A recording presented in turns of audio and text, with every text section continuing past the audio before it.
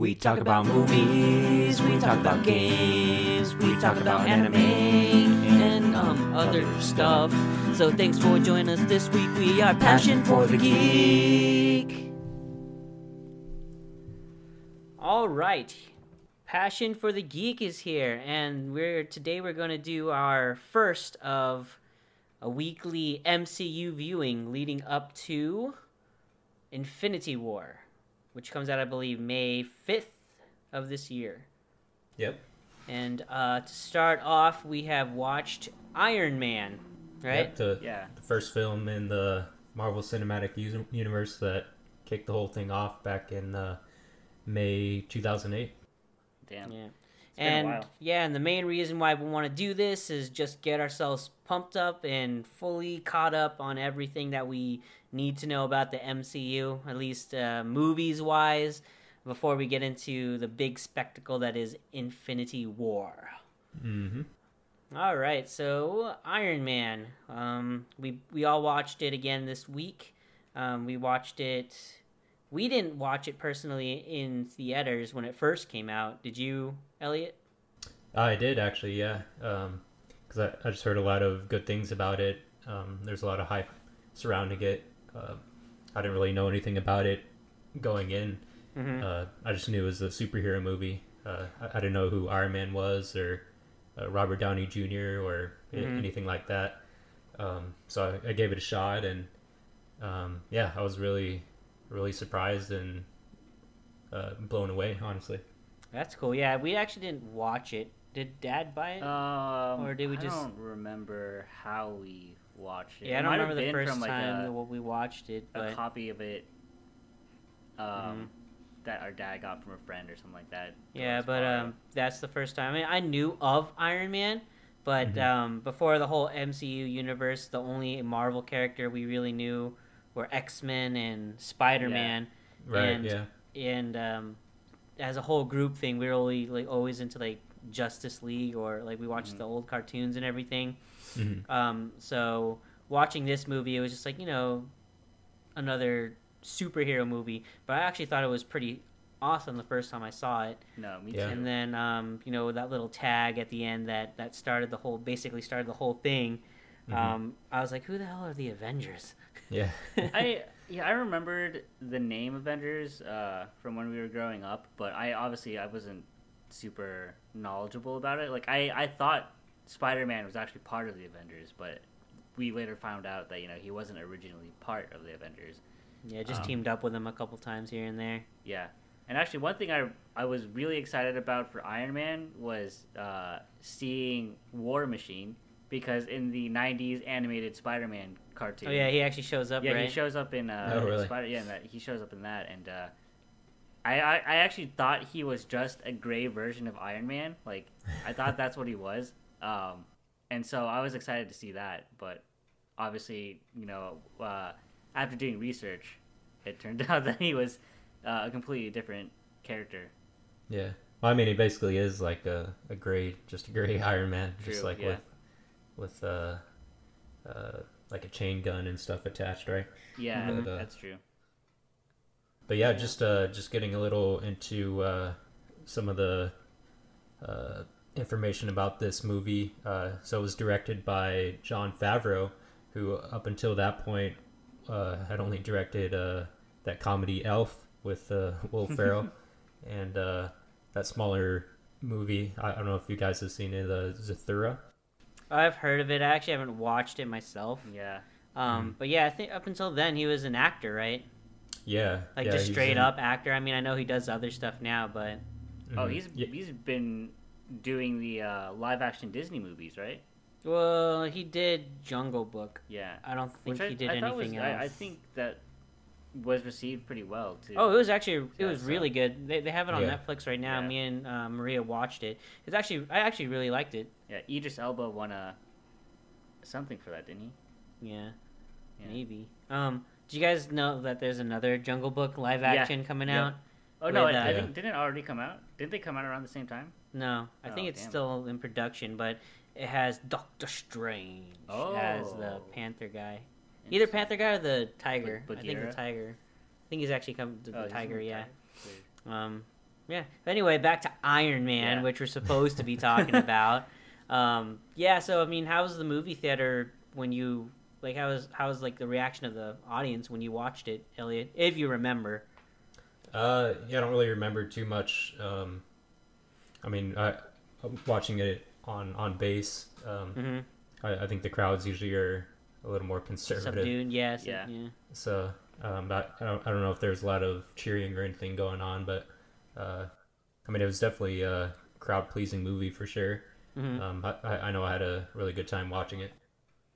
I think what I remember from when this movie was released, I think we had some sort of band engagement that we had to go to.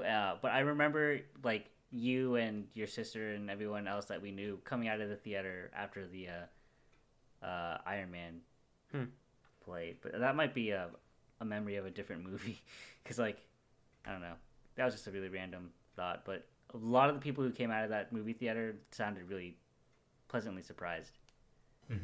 Yeah, which is what I think this whole movie was. I mean, I'm pretty sure Kevin Feige had a vision of it being the beginning of everything, like he always had, that it became to be. But I'm pretty sure everybody else saw this as what? Just an Iron Man movie. Yeah, I mean, not just an Iron Man movie, but the experiment. It's the thing that they're pushing out, see how everybody reacts to it. Sure. I mean, it's the first. Yeah, because like pretty much everything rode on this being a success. Because if it didn't, from what I read, like all the rights would have been dispersed to different studios, and none of this really would have happened if this movie wasn't a success.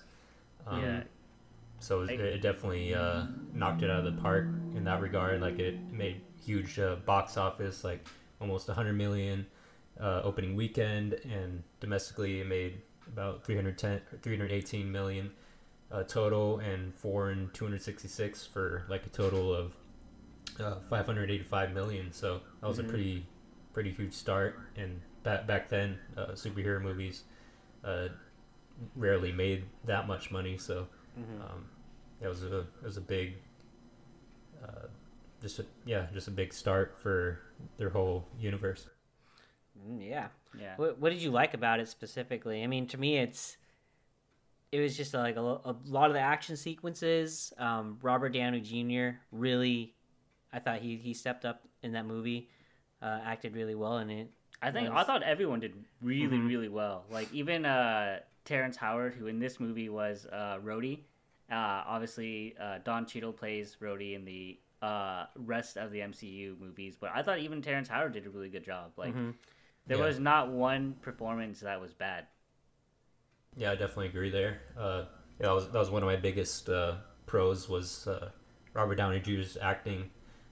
They took a chance on him, or the director did, Jon Favreau.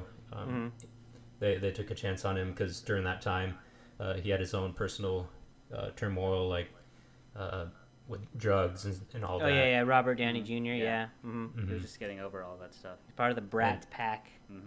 Yeah. So this movie was kind of almost like a reflection of his own life, which really portrayed in his actual performance.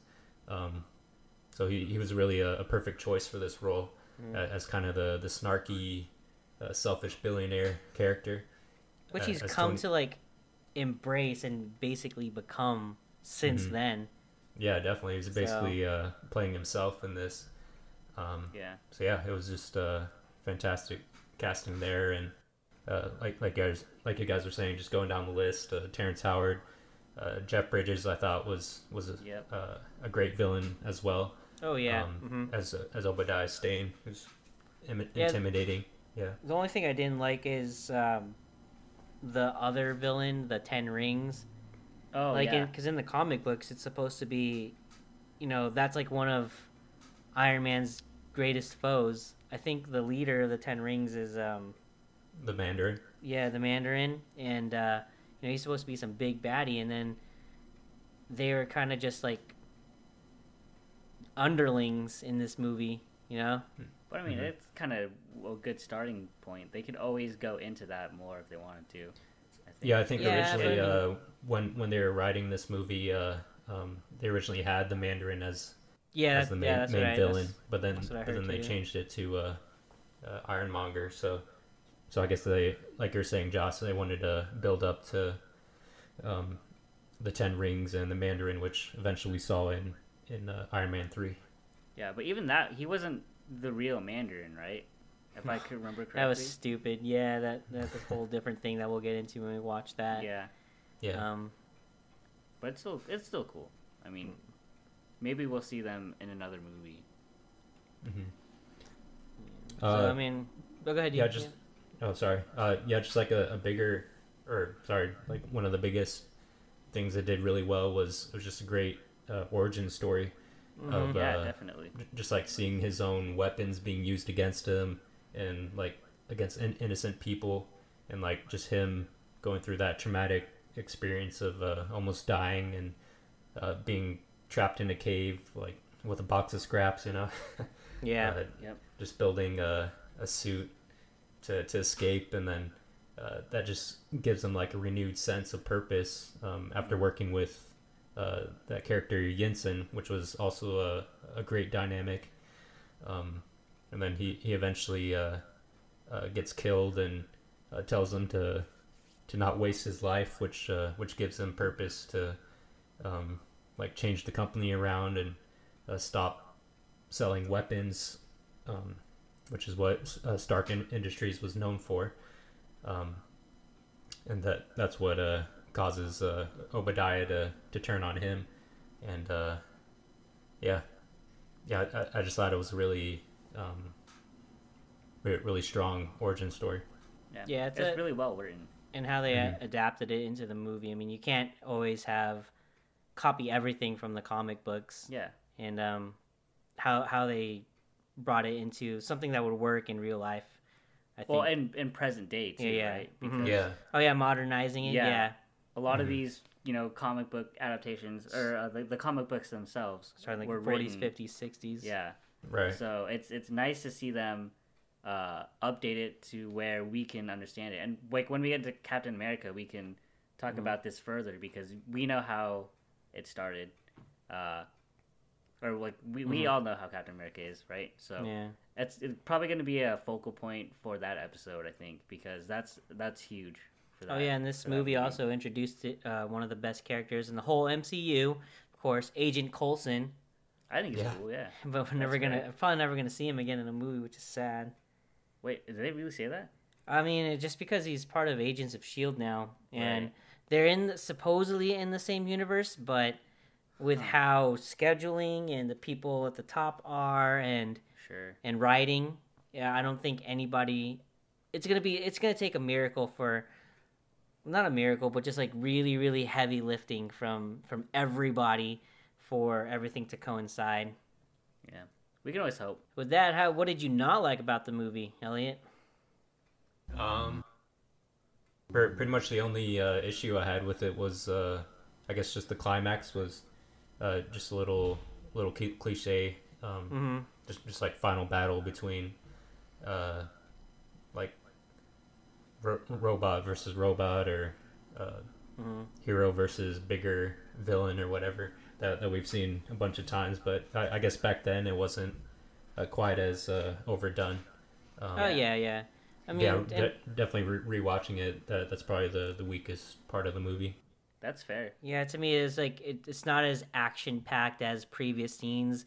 Like especially when Tony goes out with his final finish Mark III product, and then goes out and goes to forgot that area that they go to, the village, but just like, and just like destroy shit.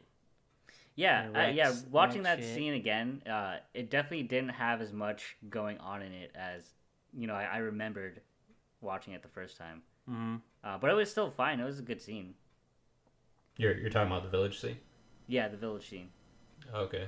Yeah, because that scene was probably my favorite in the whole movie. Like, just seeing him use that suit and like flying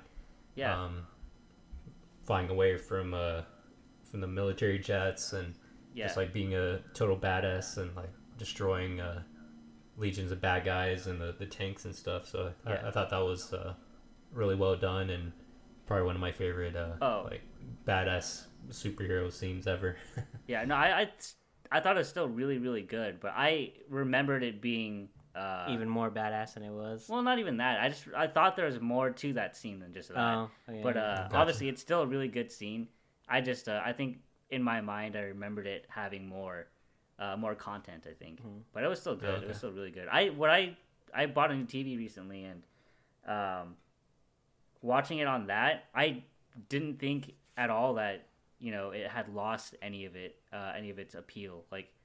I think it held up really well, like all of the Special visuals effects. and things like that. Yeah, the special effects.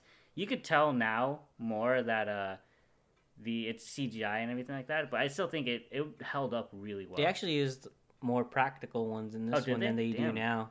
That's cool then, because like Yeah. it looks really good still. I mean, yeah, there's some CGI, but Yeah. in this, I think most of the suit is actually It's at practical. Yeah, that's cool. That's really really cool, and you can tell like how much love and attention was put into this movie. like Yeah, that. 10 definitely. years later. The first suit that they use, or that that he builds with Yinsen Mm-hmm. in the beginning. Robert Downey Jr. actually wears that whole thing. Yeah, that's cool. But I did notice Oh, there was wow. some CGI for that suit. It's after, like, right after he leaves the cave. Oh yeah, Just a little bit, but I mean, yeah, like you said, he wears the suit. And you can really tell when Yin Sen's death scene, because he takes off the mask, and it's cool. Yeah, and I mean, it's just crazy to me, like how, like watching it again. It's crazy how this whole thing sets up the entire universe. Yeah. So It is crazy. yeah, I mean, they plant little things. It's different than how people are doing it now, like with Universal's Dark cinematic universe, and then the unofficial DCEU. They're doing their universe, but like how they set it up, it's like little things here and there, but it's not like here's Iron Man's. I mean, here's Captain America's frozen body over here, and there's Thor's hammer over there. They're just like hinting It's little not things here obvious, and there, yeah. and it all mostly just happens at the end. Yeah. You're not the only superhero out. Yeah, there. yeah, that's cool. And I think the DC movies could have been a lot better, because the Man of Steel, I think, is the first movie that kind of starts the DC universe for them. And I know a lot of people didn't like that movie, but I thought it was great. They had like Lex Luthor hints everywhere in that movie. They even had like a Bruce Wayne, like Wayne Industries, in there too, and like those are like the little hints that make movies good. And then for Batman vs Superman, they just kind of fucked it up. Oh yeah. Like it's kind of like the Star Wars, the new Star Wars trilogy, where they played it safe with Force Awakens, and then didn't play it safe in the next one. I mean, it still worked. It worked out for Star Wars, but it didn't work out for Batman vs Superman, which is kind of unfortunate. Yeah, to Justin's point, the Marvel Cinematic Universe, they just like planted Easter eggs and stuff for fans, more subtly. They don't like beat you over the head with like setting up different storylines and stuff. Like for this movie, they just focused on just making a really good movie first and foremost, and then they can like spin off into sequels or different characters and stuff. For them, it was more of actual Easter eggs rather than Yeah. setting up the universe Yeah, itself. and Exactly, you can always go back to the small Easter eggs, and then expand on them.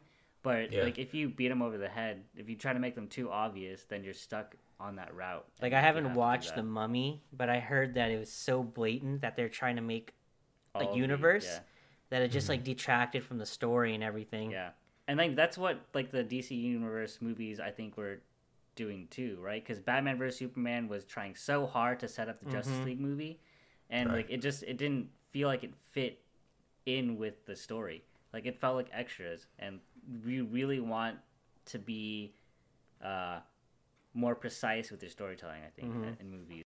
And then, I mean, another thing that Iron Man did right is that they got the character first. They focused on Tony Stark, who he is, what's his motivation, and then, just like going back to the DCEU, Suicide Squad. They just shoved everything together and did little tiny intros and expected us to be invested in each one. Exactly. But for this, beginning with Iron Man 1, they flesh him out. Yeah. They focus on the character, and then they go in later, and add everybody else. Yeah, and I think that's what they continue to do with their origin story movies in the MCU, which is it's really good. It's really good to set up a character first and then introduce them to the rest of the universe.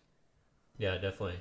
Especially when they're like the title character, like you're gonna want to focus on the hero, Yeah. So they definitely do that really well. So sometimes to the detriment of developing the villains, which is a common complaint. But for this one, I thought the villain was like just enough and just really intimidating throughout. Not a whole lot of complaints for this one. It just really kicked off the universe in a big way and brought RDJ back from Hollywood prison, I guess. And yeah, it was just an awesome movie. Yep, I agree. Where would you rank it out of all the MCU stuff? Man, are we gonna actually do this? Because I don't remember all of them. I mean, you do your best. Rounded, average. For me, it's definitely top 10. There's only 16, 17 movies right now, but I would say definitely top 10, maybe around 7 or 8 for me. I would put it probably higher. I liked the kind of side story movies like Doctor Strange and Guardians of the Galaxy. I know they're not really side story, but they're not like Avengers characters yet, really. But I really liked those movies a lot.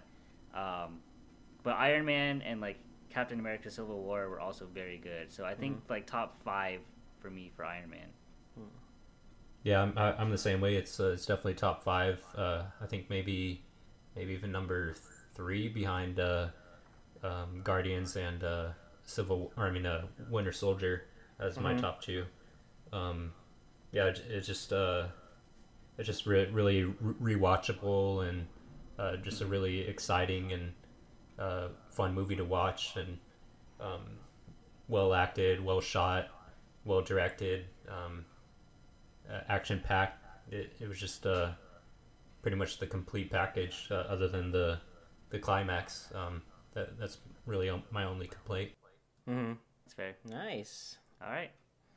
So, are we gonna do a score out of 10 for these movies, or are we kind of just gonna? Yeah, we should. I think we should. Yeah. Just like I'd say for me overall 8.5. I'll stick to normal scoring conventions for the MCU movies. I'd say it's like a 9 for me. Nice. Yeah, I pretty much fall in that same range. Josh, probably a 9 out of 10 for me as well. Yep. Cool. It just holds up. It does really hold up well. Oh yeah, I was surprised when I watched it because right before I watched it, I was thinking that it might be a little outdated, but it didn't. Like I didn't think it was outdated at all. Yeah, by the time Infinity War hits, this thing will be 10 years old. Yeah, that's insane. Yeah, it'll be the 10-year anniversary this year. So, dude, I want to see. Yeah, I want to see what they're gonna do. Yeah, get your wallets ready. Jeez. Yeah. Collector's edition stuff. Would it be like a Phase 1 through 3 box set or something? No, because Phase 3 isn't done yet. Oh damn. Okay. Yeah. I hope they have a really good box set for Phases 1 and 2 then, because they do. They have really awesome ones. Well, I hope they make a even better one for the 10th anniversary. But who knows? I also need to save up money for that. But yeah, I have the Phase 1 that I won in like a IGN contest, and it's super cool because it's like that the shield briefcase, and then that's awesome, man.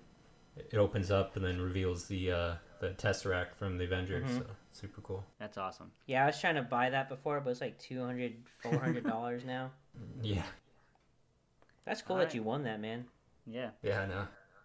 Super lucky. Yeah.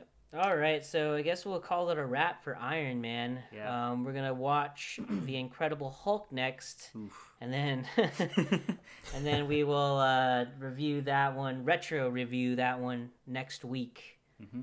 Yep. All right, so as always, follow us on Twitter and Instagram at passion4 the Geek, and Facebook and YouTube, Passion for the Geek. Just check us out. We got our podcast up there. Me and Josh today started our Let's Plays. It's going to be called our Shall We series. And Nice. We started off with Cuphead. So, Shall We Cuphead? And that video should be up, I'd say, if not tonight, tomorrow night. Awesome. At least the first 30 minutes of us playing on it. And then, yeah. Don't expect much. We're pretty bad. Oh, yeah, that game is... dude, that game is hard as crap, man. But yeah, we'll get our game center started, so that it's not just always podcasts, but you guys can actually watch us do something too. But Sweet. yeah, thank you for listening, and we shall see you guys next week. Yep. Bye, guys. All right, Thanks for thanks, watching. guys.